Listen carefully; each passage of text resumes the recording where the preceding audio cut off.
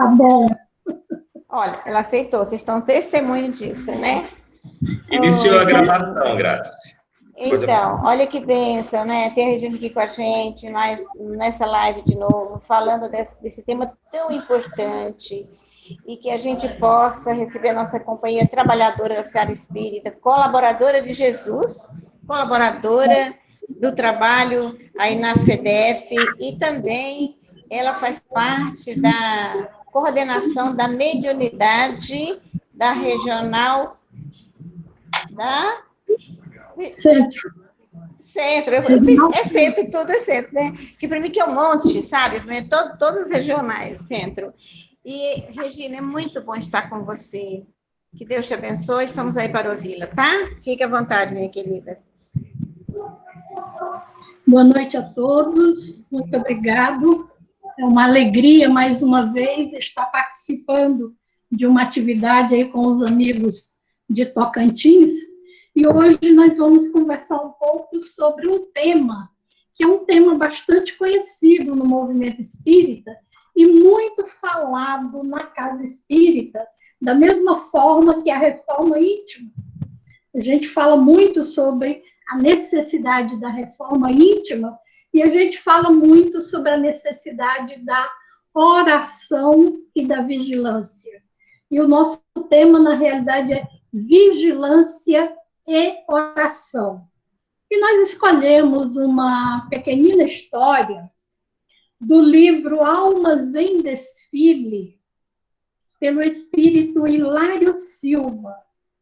É a lição número 6, da segunda parte do livro.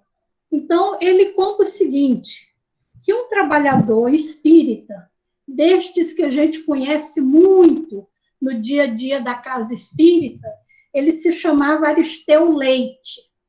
E esse companheiro, ele era frequentador assíduo da casa espírita, participava basicamente de todas as atividades, era um excelente palestrante, estava na atividade mediúnica, estava em quase todas as atividades da casa espírita.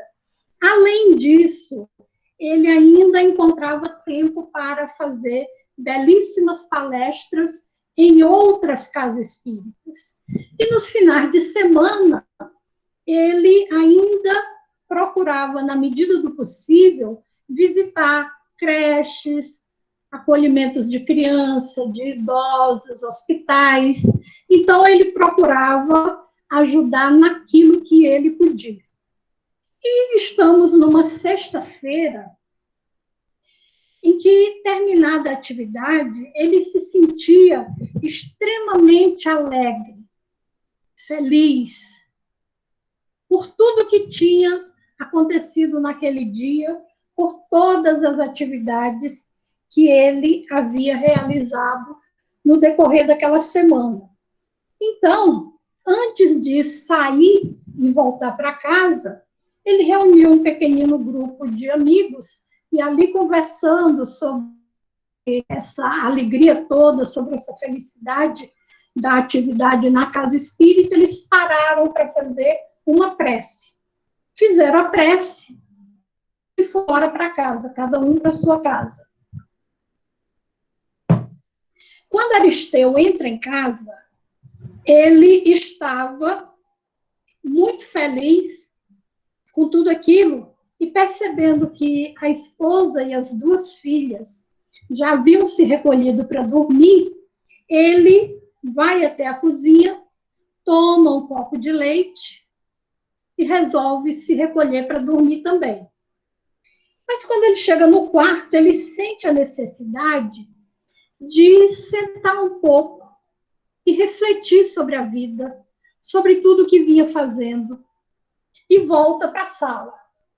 Chegando na sala, ele abre um livro e ele lê um pequeno texto.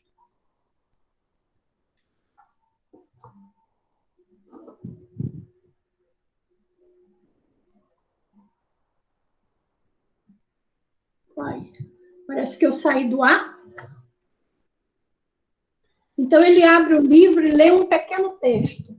O texto se chama o seguinte, ele começa o seguinte: o cristão é testado a cada instante em sua fé pelos acontecimentos naturais do caminho. Por isso mesmo, a oração e a vigilância recomendadas pelo Divino Mestre constituem elementos indispensáveis para que estejamos serenos e valorosos nas menores ações da vida. Em razão disso, confie na providência maior, busque a benignidade e seja otimista. A caridade, acima de tudo, é infatigável amor para todos os infelizes. Por ela, entraremos a porta de nossa renovação espiritual. Acalme-se, pois, sejam quais forem as circunstâncias, e ajude a todos os seres da criação na certeza de que estará ajudando a si mesmo. Então, quando ele termina de ler essa mensagem, ele senta para refletir sobre a importância da oração, a importância da vigilância, o amparo da divindade junto a cada um de nós, a necessidade de cuidarmos de nossos pensamentos e sentimentos, e sobre a importância da caridade. Quando ele está ali fazendo essa reflexão, ele mais uma vez pensa e diz o seguinte: estou satisfeito, vivi bem o meu dia, continuarei imperturbável, auxiliarei a todos, estou firme, louvado seja Deus. Aí, ele faz uma prece e vai para o quarto dormir. Quando ele está saindo da sala, ele olha para o relógio na parede e percebe que o relógio está marcando 1h15 da madrugada. Então, ele apaga a luz, entra no quarto, deita e dorme. E logo que ele começa a dormir, ele acorda novamente sobressaltado, profundamente agitado, inquieto, e ele percebe que tem alguém entrando na casa. Ao mesmo tempo, a sua esposa também acorda assustada, trêmula, e não consegue falar de tão assustada que se encontra. Nesse momento, ele dá sinal para que ela faça silêncio e sai vagarosamente, se arrastando pelo quarto, até um móvel, abre uma gaveta e retira dessa gaveta um revólver carregado, que somente ele sabia da existência dessa arma e dessa arma carregada dentro de casa. Pega a arma, sai do quarto e dá 2 tiros em direção à voz. Quando ele vai dar o 3º tiro, ele ouve uma voz amorosa, dizendo: calma, meu filho, calma, Aristeu, sou eu, seu pai. E aí ele percebe o que está se passando. O pai de Aristeu era vizinho da casa, morava ao lado, e tinha as chaves da casa do Aristeu. Acontece que ele acordou no meio da noite e a esposa estava passando mal, com febre alta e muita dor de cabeça. Então ele pegou as chaves e foi na casa do filho para ver se ele encontrava algum remédio que pudesse aliviar as dores da esposa. A essa altura, A esposa de Aristeu já estava gritando, desesperada, as filhas assustadas, também chorando e gritando. A vizinhança já tinha acordado com os tiros, já estava toda na porta da casa de Aristeu, querendo saber o que tinha acontecido. A confusão era generalizada. E aí, ele abraçado com o pai, que graças a Deus, as balas não atingiram ele, ele não sofreu nada, mas poderia ter sido morto pelo próprio filho, né? Então, naquele momento, ele começa a explicar à vizinhança tudo aquilo que tinha acontecido.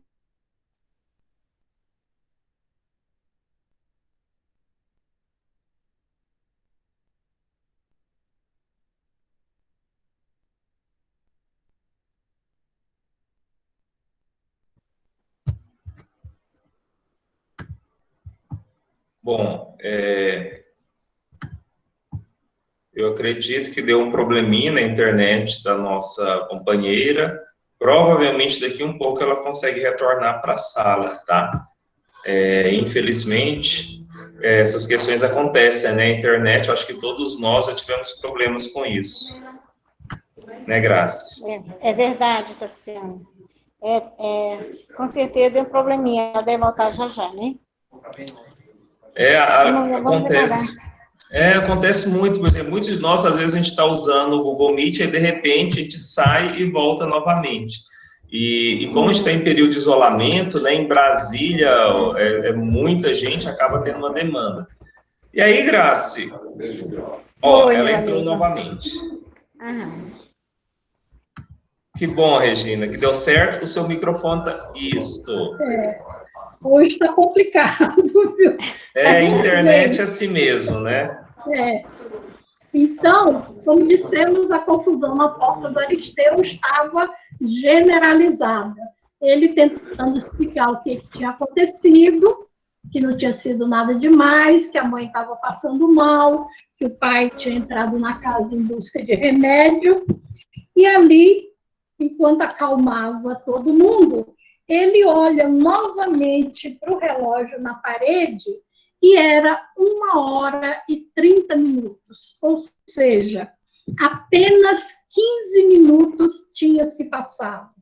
Entre ele chegar da casa espírita, alegre, feliz, saltitante, agradecido a Deus por tudo que tinha vivenciado naquela semana, se sentindo honrado pelo trabalho que realizava, agradecendo, buscando a oração como forma de agradecimento por tudo que ele vivenciava, e neste momento ele percebe como nós somos frágeis.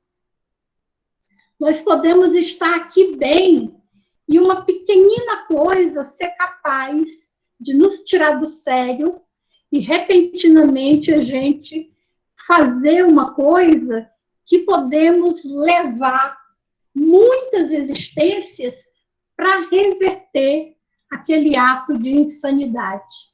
Então, aí, quando a gente fala do orar e vigiar para não cair em tentações, é isso que a gente precisa pensar, porque nós somos muito inseguros, muito fragilizados ainda, e qualquer coisinha ainda nos abala.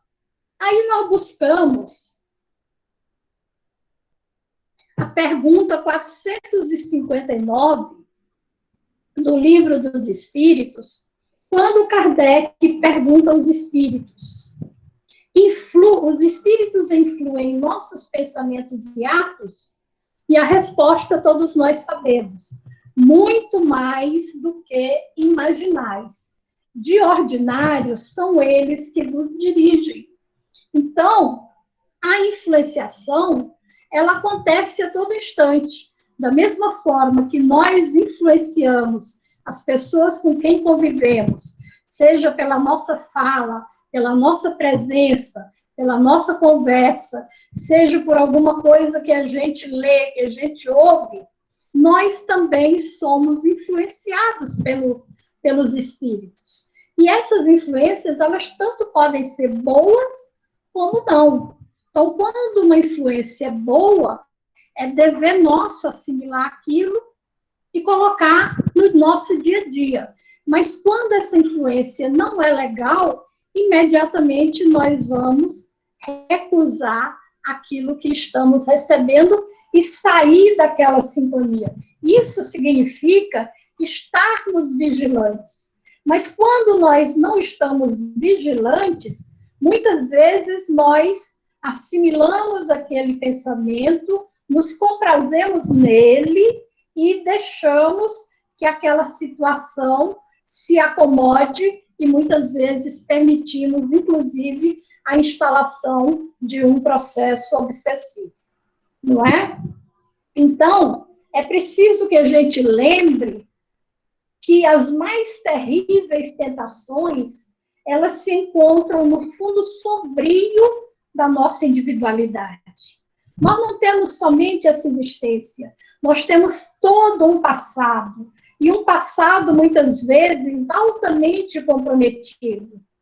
E isso significa o quê?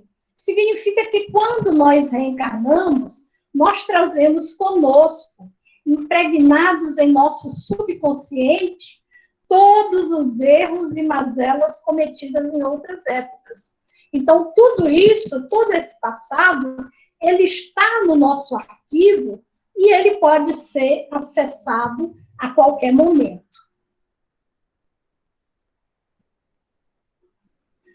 Graças a Deus, nós temos o esquecimento do passado.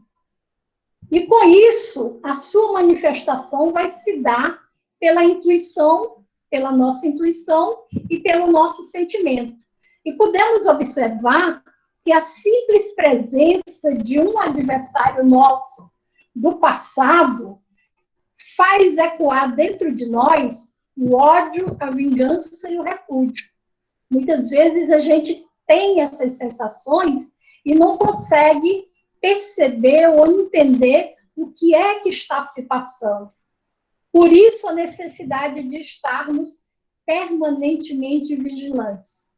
E quando a gente toma consciência dessa situação e a gente consegue identificar que aquilo ali é uma influenciação, o nosso dever imediatamente é parar e nos recolher em prece. Mas lembrando que às vezes nós ainda estamos muito na teoria, como é o caso do Aristeu. Não basta a gente frequentar a casa espírita, ouvir palestra, fazer palestra, participar de estudos, se a gente não introjeta isso, se a gente não coloca essa vivência na prática do dia a dia. Então, nós buscamos aqui, na lição número 87 do livro Vinha de Luz, quando Jesus, através do Evangelho de Marcos, capítulo 13, versículo 33, ele diz: olhai, vigiai e orai, porque não sabeis quando chegará o tempo. Muitas vezes nos referimos ao orar e vigiar sem meditar-lhe a complexidade e a extensão. A gente acha que fazer uma prece é uma coisa simples, normal. Em qualquer local que a gente tiver, simplesmente abrir a boca e começar: Pai nosso que está no céu, santificado o vosso nome, né? E que a vigilância seria a gente estar ali parado observando alguma coisa. E não é nada disso.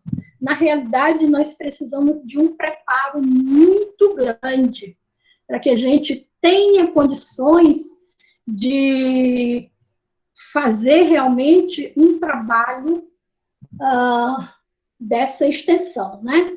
Então, diz Emmanuel, é preciso olhar, isto é, examinar, ponderar, refletir, para que a vigilância não seja incompleta. E aí ele diz ainda que a primeira preocupação do sentinela é discernir. Para discernir, a gente precisa conhecer, precisa refletir, ponderar, analisar, examinar, para que a gente possa fazer a escolha adequada, né? Decidir sobre o que nós vamos fazer. É preciso também estender a visão psicológica, buscar penetrar a intimidade essencial das situações e dos acontecimentos. Nós não podemos simplesmente fazer uma vigilância sem a gente conhecer aquilo que estamos fazendo. Se nós estamos cuidando de um patrimônio, nós precisamos conhecer a intimidade daquele patrimônio, para a gente saber o que é que nós temos nas mãos. Agora, voltemos isso para nós. Se a vigilância é em relação a nós precisamos trabalhar o autoconhecimento, para que a gente tenha condições de identificar quando um pensamento não é nosso, que a gente tenha condições de perceber nas relações do dia a dia coisas que estão muitas vezes nos levando para o precipício e a gente sequer dá conta de perceber. Observar o dia. Seus campos, constituídos de horas e minutos, são repositórios de profundos ensinamentos e valiosas oportunidades. É ali no dia a dia, que é o nosso objeto de trabalho, que muitas vezes estão as armadilhas que a gente não percebe. Olhai, refletir, ponderai. Depois disso, naturalmente, estareis prontos a vigiar e orar com proveito. Então, não é simplesmente você parar e iniciar uma oração. É você se preparar para aquele momento. Através do cuidado que você vai ter com os seus pensamentos, com os seus sentimentos, com as suas atitudes, para que possa pedir amparo e proteção ao Criador da vida. E aí, no Caminho, Verdade e Vida, capítulo 6, nós encontramos a passagem de Mateus, capítulo 14, versículo 23, quando Jesus diz: despedida a multidão, subiu ao monte a fim de orar à parte. E chegada já à tarde, ali estava só. O que Jesus quis dizer com isso?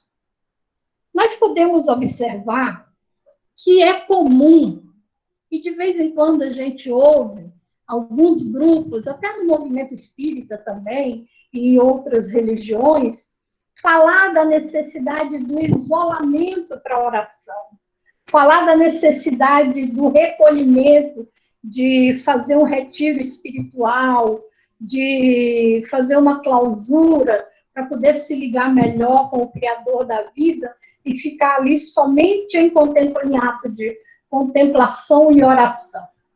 E aí nós buscamos a vivência de Jesus a partir dessa passagem.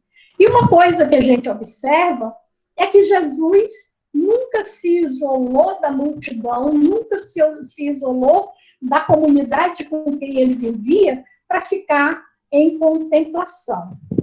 Jesus nunca se encerrou à distância das criaturas com o fim de permanecer em contemplação absoluta dos quadros divinos que lhe iluminavam o coração, mas também cultivou a prece em sua altura celestial. Despedida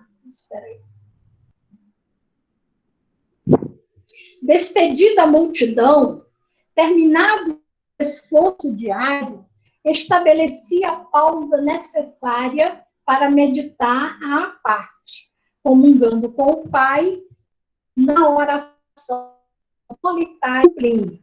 Então, depois que ele realizava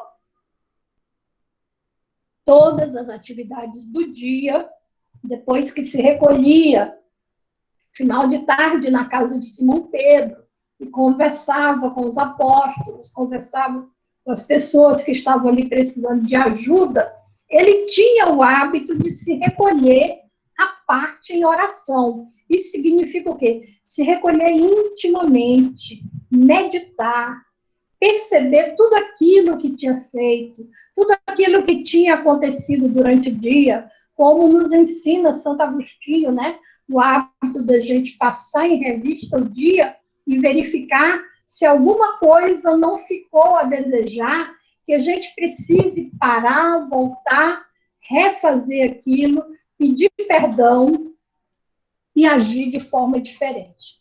Então, pela oração, o homem recebe de Deus o auxílio indispensável à santificação da tarefa. Esforço e prece completam-se no todo da atividade espiritual. Então, é importante a gente lembrar que não é simplesmente vigiar e orar. E orar e ficar sentado esperando que as coisas caiam do céu, porque elas não vão cair. A criatura que apenas trabalhasse sem método e sem descanso, acabaria desesperada em horrível secura do coração. Porém, aquela que apenas se mantém genuflexa estaria ameaçada de sucumbir pela paralisia e ociosidade. Ou seja, aqui ele está falando para a gente da necessidade do equilíbrio, nem de mais, nem de menos. Não adianta a gente mudar para o centro espírita, passar todo lá no centro espírita, trabalhando, fazendo e acontecendo, e esquecer o nosso dia a dia, a nossa família, o nosso trabalho, as nossas atividades que temos no dia a dia. E se a gente ficar apenas trabalhando, esquecer que Deus existe, isso não vai resolver nenhum problema, não é? Então, aqui é necessário que haja o equilíbrio na e ainda lembramos que a oração, ela nos pede uma ação, como o próprio nome já diz, ora e age, ora e ação, né? A oração ilumina o trabalho, e a ação é como um livro de luz na vida espiritualizada. A prece é um ato de oração, de adoração ao Criador. É um lenitivo para as nossas preocupações. E ainda lembrando, fala de Jesus, quando ele diz, orai e vigiai para não cair em tentação. Quando ele fala da tentação, ele fala também da importância da oração. E se a gente buscar tanto a Gênese como o Evangelho segundo o Espiritismo, o capítulo 28, quando fala das preces, nós vamos encontrar nos últimos itens, 81 a 84, uma fala dos Espíritos que diz que a prece é o recurso mais poderoso que nós temos para demover o espírito do mal. Então, é importante a gente saber que a prece, ela está à nossa disposição. É aquele canal que nos liga permanentemente com Deus. E Jesus, ao fazer a prece do Pai Nosso, ele ainda teve o cuidado de colocar mais uma vez no Pai Nosso o não, e não nos deixes cair em tentação, mas livrai-nos do mal. Mais uma vez, ele traz para nós esse alerta, esse cuidado que nós devemos ter. Então, quando a gente fala da prece, muitas pessoas na casa espírita, elas morrem de medo de fazer uma prece. Às vezes a gente faz preces belíssimas em pensamento, mas quando alguém diz assim, faz a prece de abertura da palestra, ou faz a prece de encerramento da reunião mediúnica, A gente treme nas bases que as outras pessoas vão ouvir aquilo que nós estamos dizendo. Então, como ele disse, o olhai, vigiai e orai. Ali é uma sequência que exige de nós uma preparação interior, um recolhimento, um momento nosso, um momento íntimo nosso. O orar à parte não significa que eu vou me recolher em clausura para fazer isso. O orar à parte significa que eu vou me recolher intimamente. É dentro do meu coração, é dentro do meu pensamento, do meu sentimento, que eu vou me recolher para fazer aquela oração. E a oração é abrir o nosso coração e deixar que o nosso pensamento e o nosso sentimento falem por nós. Que a gente diga verdadeiramente aquilo que a gente está sentindo, aquilo que a gente está precisando. Tendo confiança em Deus de que nós vamos receber não aquilo que nós queremos, mas aquilo que nós precisamos. Então, quando nós fazemos uma prece e nos dirigimos a Deus e pedimos alguma coisa, muitas vezes nós ficamos naquela ansiedade de querer que aquilo ali seja imediatamente resolvido. E aí nós percebemos que, na realidade, Deus nos dá o tempo que nós precisamos para nós decidirmos se é realmente aquilo que nós queremos. Porque, às vezes, a gente faz alguns pedidos a Deus e, quando Ele atende, nós não queremos mais nada daquilo. E aí?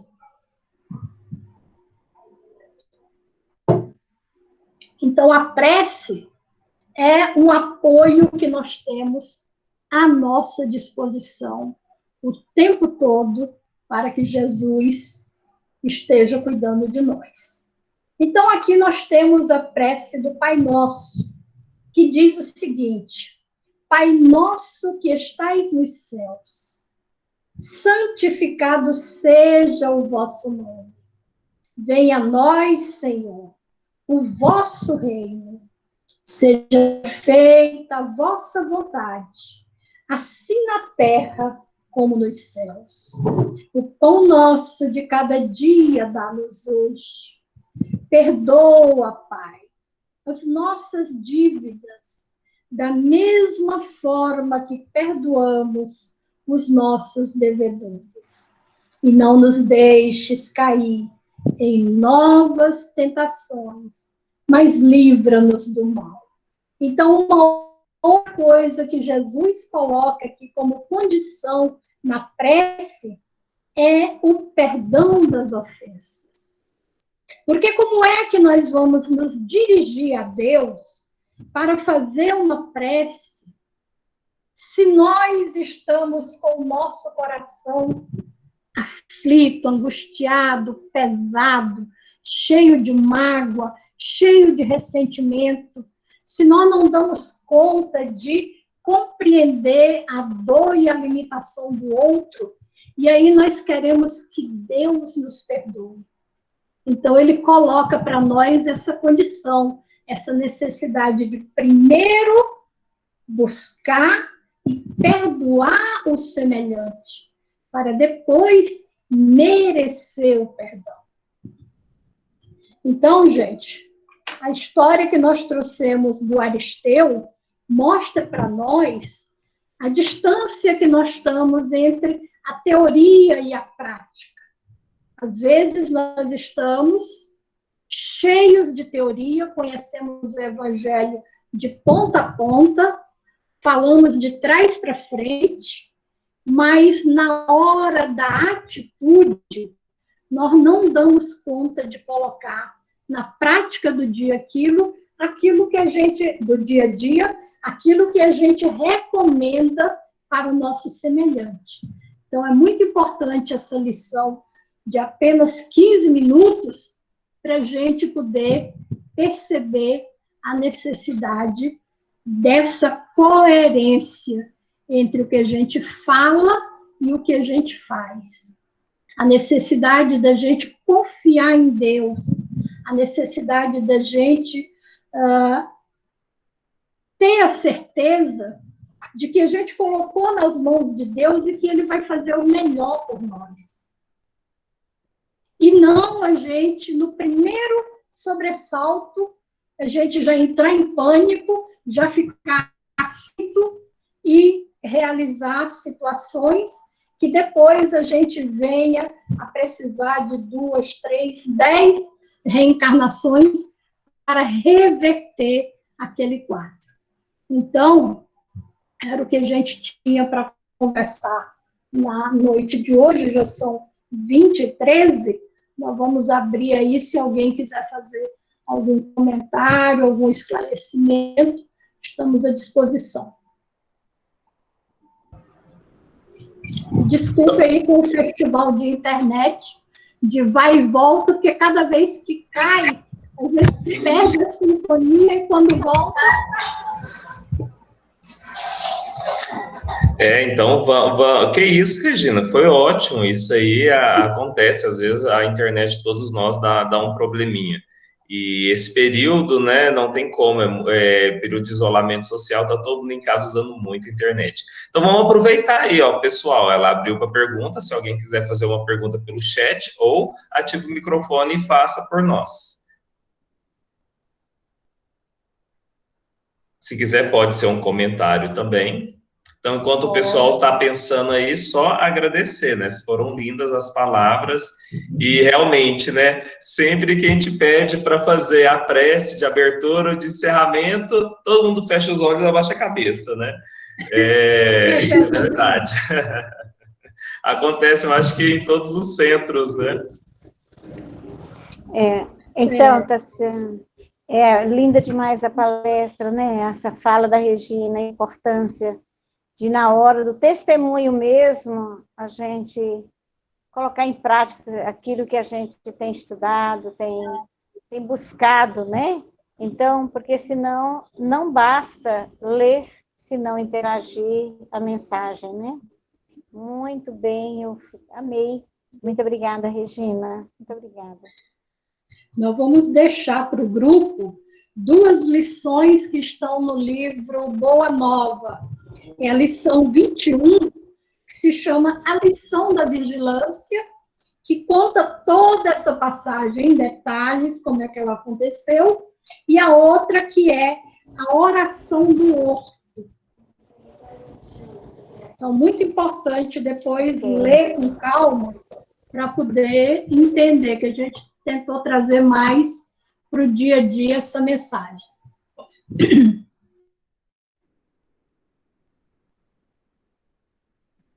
Então, Tassiana, pelo jeito, né, o pessoal aí não vai fazer comentários, será? Ou perguntas? Aproveitar essa menina aí. Ou ficou muito bem entendido, né? Verdade. Eu acho que a mensagem foi dita. Eu acho que agora todo mundo, quando a gente for abrir a reunião e juntar, e aí, quem gostaria de fazer a prece? Todo mundo levantar o dedo, né? Mas isso é uma questão muito interessante na casa espírita, em todos os grupos. Todo mundo adora fazer prece, e assim, a gente às vezes conhece dirigentes de reuniões mediúnicas, que quando a gente diz assim, fulano faz a prece, ele diz assim, pelo amor de Deus, pede outra pessoa para fazer. Eu digo, meu filho, você acabou de fazer a prece, pelo amor de Deus, pede outra pessoa para fazer. Essa foi a sua oração, não é? Então, não tem. Outros acham o seguinte, que não faz porque não conhece as terminologias que a gente usa. As terminologias espíritas são diferentes. Eu digo, gente, não existe terminologia para fazer prece. Prece é prece em qualquer lugar. Só existe 2 pontos principais. É o pensamento e o sentimento. Nós não precisamos sequer da palavra para fazermos uma prece. Se usarmos o nosso coração e o nosso pensamento, a prece vai até Deus. O restante é para dele. Verdade. Olha, muito, muito lindo. E fica a dica aí para todos nós, né? Então, não precisa de palavras bonitas, rebuscadas, né? Então, como a nossa companheira falou. E, no mais, é agradecer. Eu acho que não tem mais nenhuma pergunta. Agradecer pelas palavras, né? Pela disponibilidade em estar aqui conosco mais uma vez em Gurupi. Estamos muito felizes. E esperamos aí, quando passar isso tudo, que a gente tenha sua presença física também, porque é muito bom estarmos juntos, né? Irei com certeza. E para encerrarmos, Graça, se você quiser falar algo mais ou alguém quiser algo mais, então está disponível. Só ativar o microfone. Se não, vamos partir para a prece de encerramento. E aproveitando a sua presença, Regina, então gostaríamos que você fizesse a prece por nós de encerramento da palestra dos trabalhos da noite de hoje. Tá bom. Então vamos mais uma vez silenciando a nossa mente, o nosso coração, unindo e elevando o pensamento a Deus, buscando a presença e a assistência de Jesus, e mentalizando uma luz intensa que nos envolve, que nos fortalece. Nós vamos até Jesus, que nos acolhe de braços abertos, e a sua energia amorosa toca a nossa pele, fortalece o nosso ser. E assim, nós abrimos ainda mais o nosso coração e doamos de nós mesmos aquilo que temos de melhor e entregamos a Jesus para que Ele multiplique essa energia, fortaleça, acrescente nela tudo aquilo que seja necessário e que esta energia seja utilizada pelos benfeitores amigos que dirigem, que orientam esta reunião, que ela seja espalhada por toda a casa de Bezerra de Menezes, pelo Centro Espírita Bezerra de Menezes. E daí, desse foco de luz, ela se espalhe por toda a cidade de Gurupi, por todo o estado de Tocantins. E a partir daí, junto com Ismael, com os benfeitores amigos, essa energia amorosa inunda o nosso querido Brasil, percorrendo todos os estados, cidades e municípios, levando aquilo que seja necessário a cada coração aflito. Também rogamos a Jesus para que esta energia seja levada a todos os governantes do nosso Brasil, em todos os estados, cidades, municípios e governo federal. Que os nossos governantes sejam tocados para que busquem a melhoria, a renovação e o crescimento do nosso querido Brasil. E deixando que esta energia cresça ainda mais, inunde o planeta Terra e toque todos os nossos irmãos, onde haja necessidade. E com o nosso coração em harmonia, nós vamos pedindo permissão para vibrar por nós mesmos. Que o Mestre Jesus envolva cada um de nós na sua luz e no seu amor, para que tenhamos uma excelente semana. Graças a Deus. Está todo mundo bem? Que maravilha, minha querida. Bom demais, né? Todo mundo bem. Que bom. Você